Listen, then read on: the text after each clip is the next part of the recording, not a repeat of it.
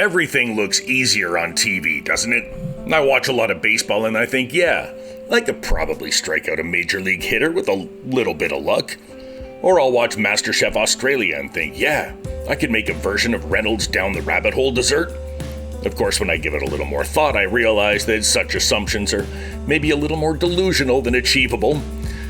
But what of scripted TV shows that showed experts diagnosing ultra-rare diseases or solving very complex crimes? How do those compare to real life? My name is Eric Bowman. I'm the communications specialist at the Canadian Psychological Association, and this is Mindful.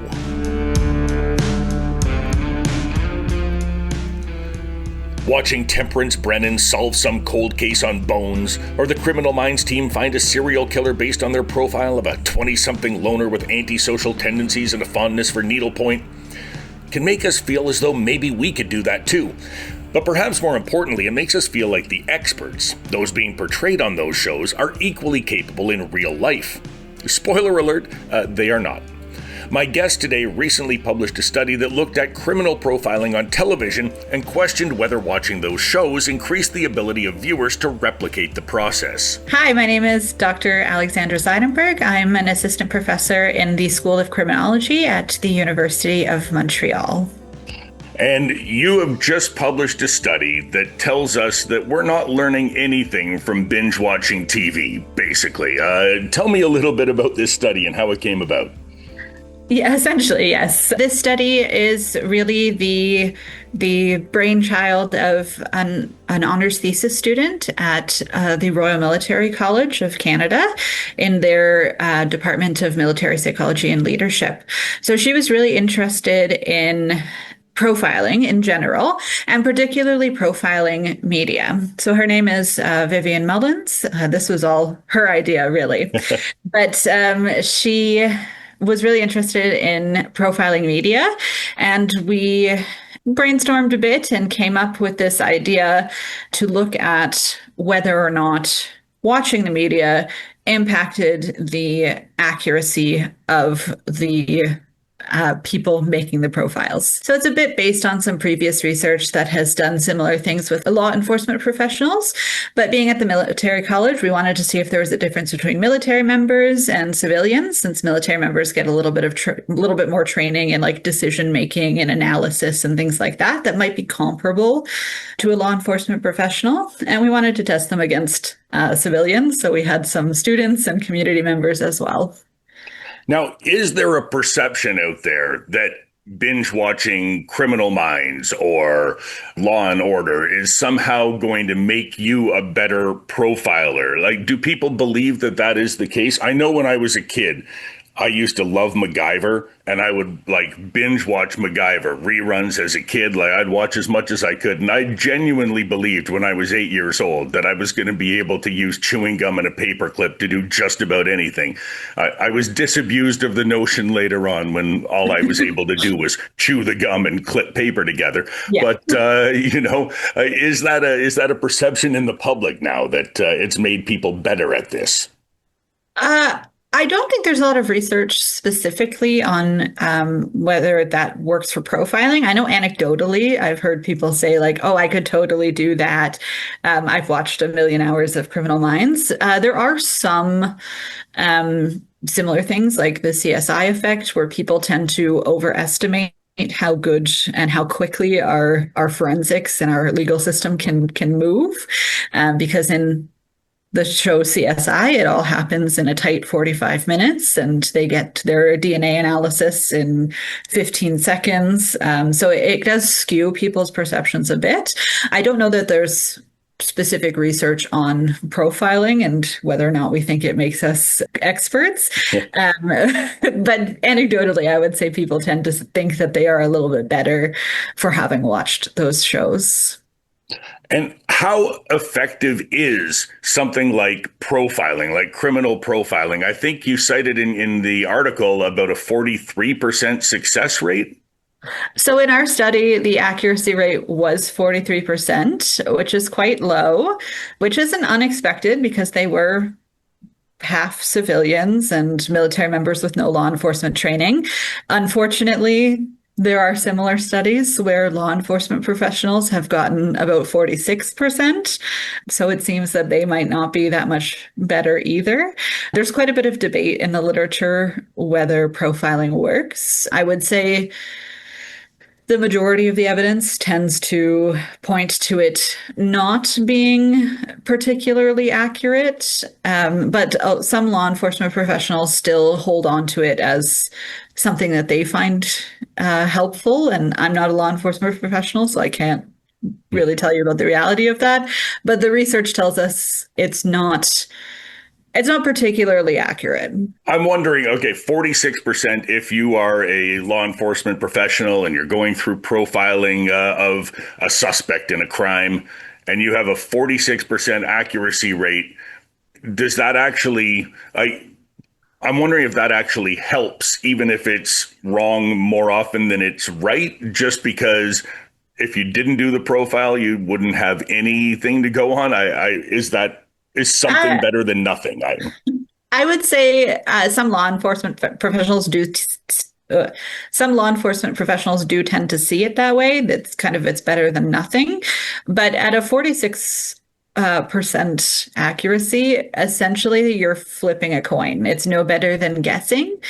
And we do know that things like confirmation bias exist. So once people have that profile in their hand, even if they know it might be inaccurate, there are processes that happen in our brain that make it harder to let go of that profile. So, from a research standpoint, profiling can be more harmful than good. Okay, that makes sense. Now, when we talk about profiling, we're not talking about like the police who are driving around looking for a suspect and tend to pull over more people of color and tend to, the results tend to be skewed in a way that people of color are targeted more often and that sort of thing. That's not the same kind of profiling that we're talking about here, right? Generally, no. Some of that profiling in the sense that you're talking about is based off of some of the same ideas, but specifically the study was looking at like criminal profiling like you would see in like Criminal Minds. So it's looking at the characteristics of a crime scene or a particular series of crimes and then kind of working backwards to see if you can predict or guess at who committed that crime. Racial profiling based on some of the same ideas, but not necessarily the same process as we were interested in.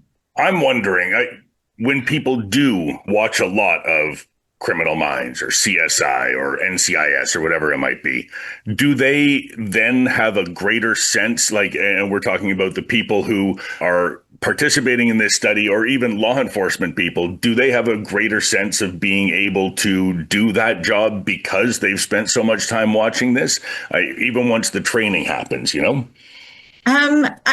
It's a good question. I don't think there's a ton of research on that specifically. A previous study by Bolton, it was a thesis. She did find some correlations with media and accuracy for law enforcement professionals. But from my memory, she didn't ask if they felt more confident. The research that does exist tends to focus on like civilian populations, students and community members mostly.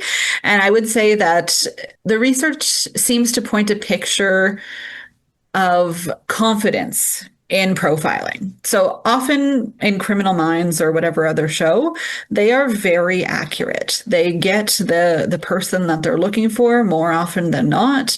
They're very unlikely to target innocent civilians and the wrong person. So it does skew people's views of that profiling. They're not necessarily confident in their own abilities, but they're confident that profiling works, which stands in contrast to that 46% we were talking about earlier. From my memory, I think in Criminal Minds, they're accurate about 70 to 80% of the time, which is a lot higher Yeah.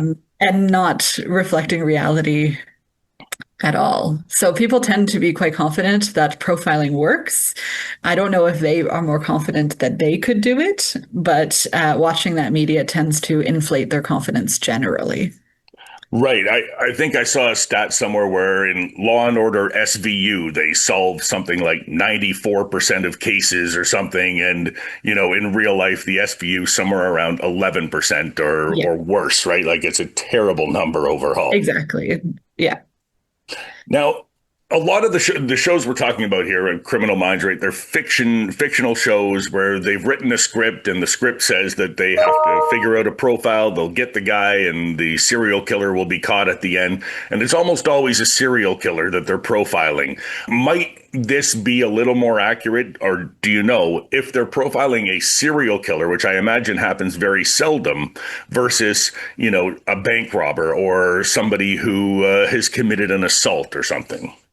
From my memory, not all that much better.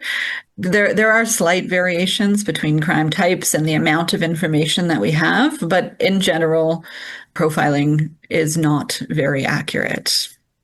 Okay. And I guess, another way to look at that, right? The fictional shows have to give you that sense of success, or you're not going to watch it if you keep, screwing it up and you never get the guy, right? But there are now so many true crime shows and true crime podcasts and documentaries, and Netflix is full of them, where people are actually doing an investigation and presumably actually getting the right person at the end of it. And people are binging those now. Does that give them a better sense of it as well? Or is it the same thing as watching a show where they know that it's a fictional show with a script? We did ask about true crime in our study, and we didn't really see a big difference. But in terms of whether or not true crime shows are more accurate, I would say every show has a particular lean. When the producers are making these shows, they have an idea for that story already in mind. So they present it to the audience in a way that kind of makes sense and will lead them to the conclusion that they want them to have. So I wouldn't say that it necessarily is better. We're also getting a skewed sample of true crime, right? We're looking at the ones that were solved, Right. the ones that have enough information that were interesting enough to make it to a TV show or a movie or whatever it is.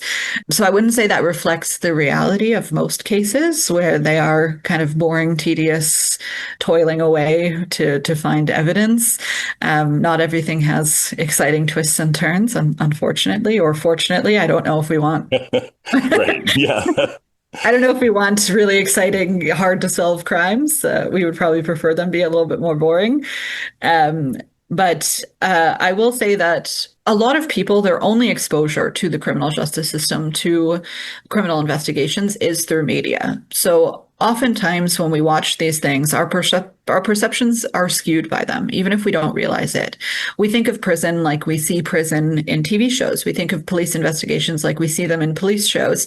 And it's important to remember that even in these true crime documentaries, they're not necessarily reflecting reality. They're a particular view, a particular slice of what's going on.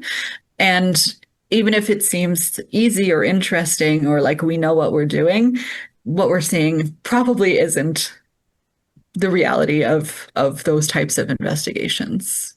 Right. I think that the only thing true crime has done for me is that if I were ever called upon to investigate a crime, my inner monologue would be in Keith Morrison's voice from Dateline. Yeah. I'll put Dateline on to fall asleep because I find his voice very soothing. I don't think I've ever watched a full episode. I've just put on the beginning to go to bed. I will admit that I find the Forensic Files voice very soothing, even though he's saying like, we found this person murdered, or like, here's like blood everywhere. He just has a very soothing voice, and I'll do the same. I'll kind of put it on to relax, and then I have to stop and be like, oh, this might be a little bit strange to relax to, but And does doing research like this like shape the way that you consume that media? Like, are you continuously aware of the biases inherent in the whole thing while you're watching? I would say that it does. For a little while, my mom banned me from talking while she was watching crime shows because I would sit and be like, that makes no sense. Or like, I don't think that actually makes sense based on like this person's like symptoms or whatever. So for a while, I wasn't allowed to talk because I would ruin them for her. But even now, I would say sometimes, even with forensic files, a lot of the episodes are older. They rely on evidence that we now know is not super reliable. And I find it really hard to watch some of the episodes because they'll convict someone based on like a bite mark. And we now know that bite marks are not reliable evidence and they're no longer accepted as much. But it's hard to watch some of those older episodes where they're like, we know this person did it because we matched their teeth. And I have to kind of move past the anxiety that that causes for me. For fictional crime shows, sometimes I watch them because they're fun, they're interesting, but I feel like I'm not necessarily watching them in a way that I'm paying attention Right. or really following along, because if I do put too much attention or thought into them, they fall apart quite quickly. Yes, I do find that that's the ultimate use for the fictional crime shows is to have them on in the background while you're doing something else, and you don't have to Exactly. pay close attention because yeah, the twists and turns are all obvious and it'll get Yeah, there in the end, right? exactly. My wife watches Grey's Anatomy religiously, Yeah. and then the spin-off shows Private Practice and that. And I feel like she's pretty convinced that if it came down to it, she could perform surgery in our living room. I have watched both those shows. I don't think I could perform surgery, but I definitely do sometimes feel like I know some of the terms, the medical terms, a little bit better because I've watched them, even Yes. though I know they're not very accurate. My own version of that would be I love Mayday air disasters, and I do sometimes feel like I could probably land a plane if there was an emergency. If I think about it a little bit longer, I know that I couldn't, but there is a little part of me that feels like I could. Yes, yes. I will say that it has, when we watch Jeopardy together and there's a medical category, Jen will sweep that medical category because she knows all of the Yeah, terms, right? that makes sense. And I wonder, though, if that's part of it, if it's having access to that terminology that's in your head that you wouldn't otherwise have, right? The people who we watch these shows and now we know things like CODIS, the database, and like unsubs and whatever other terminology we have. And is a familiarity with terminology something that gives us confidence in the process? From what I know of the literature, I don't think that question has been asked, but I think it's a good question. Because I think intuitively, that's probably right. We probably do feel more confident because we understand or we know the terms, and that gives us a bit of a confidence boost. So you hear like unsub or like crime linkage, and you're like, oh, I know what that is. Do I think that translates to actually being able to do those things? Not necessarily, but I do think it probably boosts people's confidence enough to think that they could do a little bit like my Mayday air disasters example. Like I know what the flaps do and like the different alarms. Do I think that actually translates to me being able to use them? Probably not. But I'm confident in the terms and like where things might go. Yeah, yeah. I'm thinking about my own experience when I first started working at the CPA, and I really like I had I guess imposter syndrome's not quite the right word, but like I felt like I wasn't going to ever be good at this job because every meeting I was in, there was a flurry of acronyms that would come at me, and I would have to ask, okay, hang on, what is CPAP? All right, what is CAMH? What is, we talk about all these things. Now that I have all those acronyms in my head, I feel like I'm just so good, so much better at my job. I have all the terminology now, right? Yeah. And I do think it probably There's probably a similar process going on for profiling and our consumption of media, but I don't, from my memory of the literature, I don't think it's been tested. But it's a good future question for the next honors thesis student, or maybe Vivian wants to do a follow-up on her thesis where we look at some of that.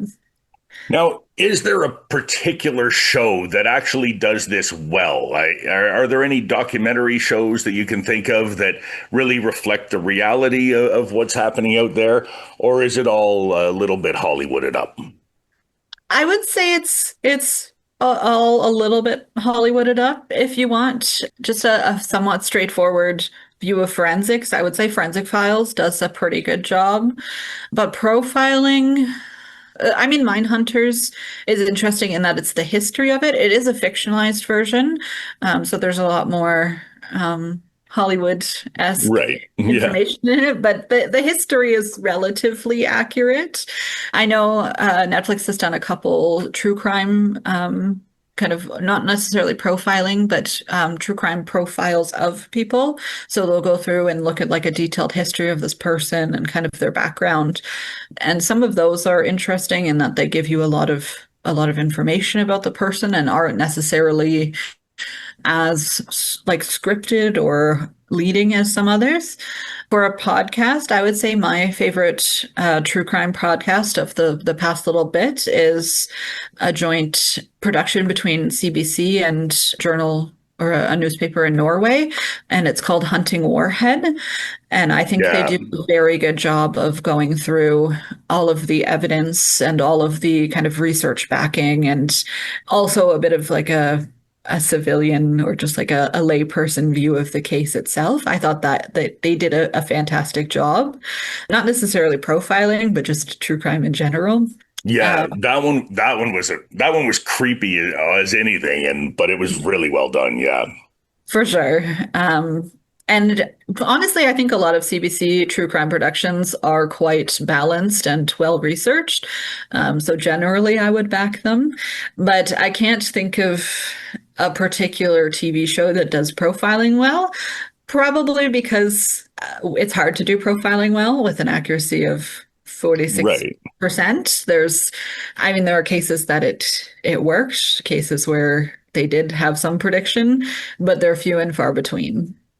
Now, you mentioned shows where, they've caught somebody and then they go back over the evidence and they sort of like profile in reverse. Is that what you would call a psychological autopsy? Like once somebody's been caught, and I don't know, I see that term used quite often.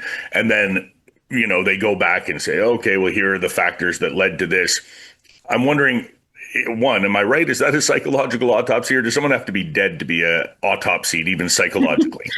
I guess technically it would be a psychological necropsy. I think the particular term for an autopsy or a look at someone who's alive, or it's usually an animal. But yes, generally, the person doesn't have to be dead to do what we would call a psychological autopsy, to go through and look at kind of what led up to their their crime or their apprehension or whatever it was. I wouldn't say that's necessarily the research term that's used, but colloquially, yes. Generally, we would look at them as antecedents or kind of like a history, depending on what it is specifically we're looking at. So like for sexual offending, which is mainly what my expertise is in, we would look at risk assessments. So we would say this person has done ABC crime. We want to know how likely or how risky it is that they will do something in the future. And part of that process is going back and looking at their history. So we look at their previous criminal convictions, a little bit about their life growing up. Like one of the items on risk assessment is not every risk assessment, but this one specific one is looking at if they were separated from their family before the age of 16, because that can tell us that something has happened in their childhood that would cause that separation, or it has potential impacts on their development in the future. So we go through and we look at all of those things, and they're not really things that we can change. So we tend to call them static variables, things that are kind of stuck in time. And if the person is there in front of us, and we have the option, we'll also look at dynamic risk variables. So things that can change, things like their attitudes or their peer group. And then we can use that to try to make predictions about their future behavior. Interesting. And sorry, just to focus on that one little part for a moment, separated from their parents before the age of 16, I know that the number one predictor of future homelessness is involvement with the foster care system, around that age. In this case, is it because they're separated from their parents and then get involved in the foster care system and that sort of leads them down a certain path? Or is it because something has happened in the home that has led them to be separated? Maybe they live with another relative or go into foster care or whatever. Or is it a combination thereof? It's pretty much a combination. I would have to go back and look at the research that led to that one specific item. But generally, we just see that if people are separated from their family or their parents before that specific age, it can lead to future problems. There are exceptions. So I've done a little bit of research on deaf and hard of hearing offenders. And for them, being separated from their parent before the age of 16 might actually be protective. And it's not necessarily because it's good that they've been removed, but for them culturally, sometimes they end up going to deaf schools that are very affirming places that really give them a sense of community. And that they're often residential schools. So you go and you live on the school property, Right. and that necessitates a removal from the family. So it's never as simple as we think, and it's really hard to paint the whole population with a single brush. Um, so the being removed before the age of 16 item is fairly broad, but we do have to be cautious when we're interpreting things still.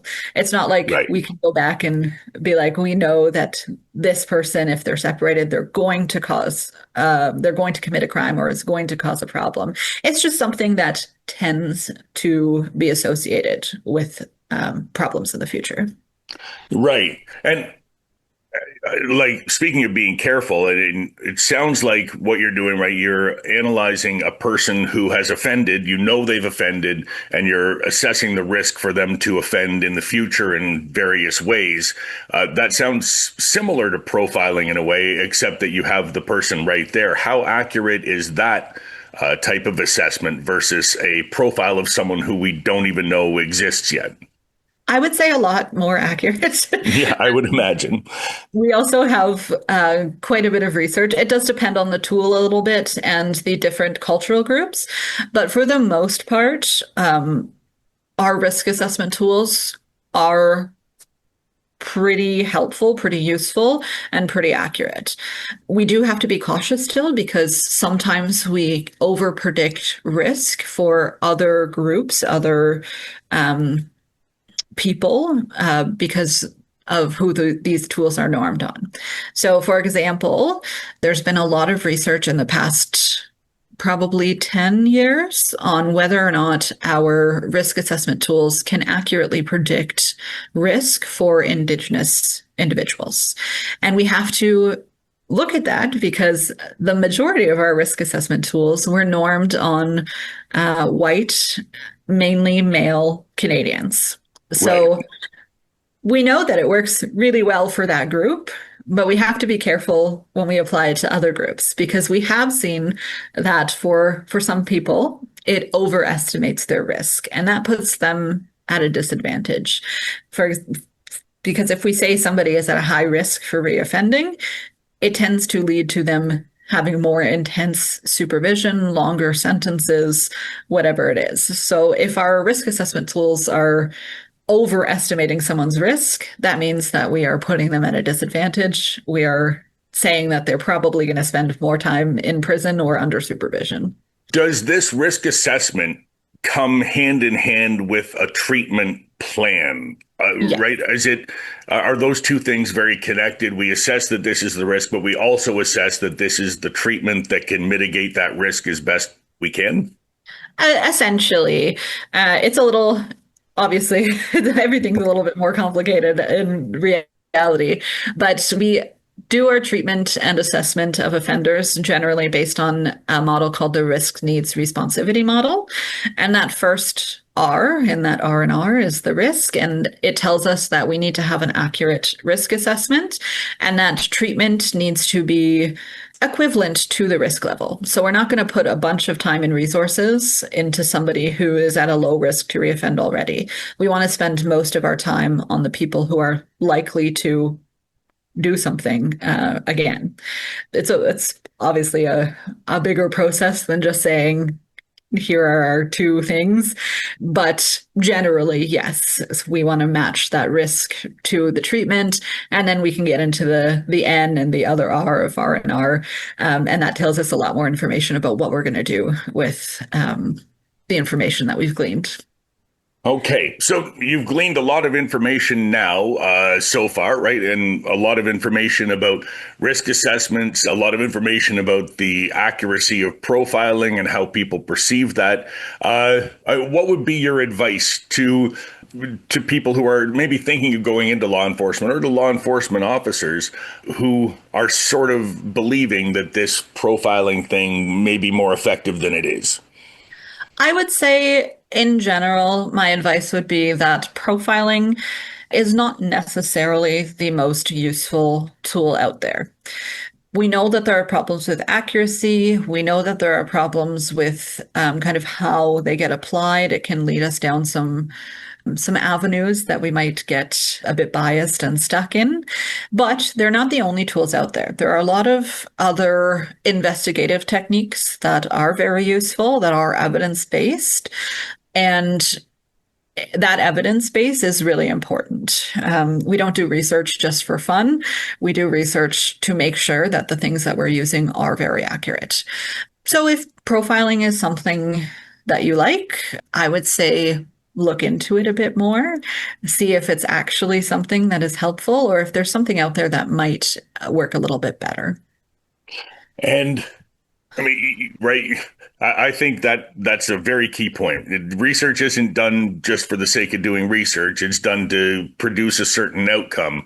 Uh, I'm hoping that we can close this out by just, can you tell me your experiences of trying to get research put into practice in a variety of places? I know, especially in the law enforcement world, there are a lot of things, eyewitness identification. We know so much more about that than we once did.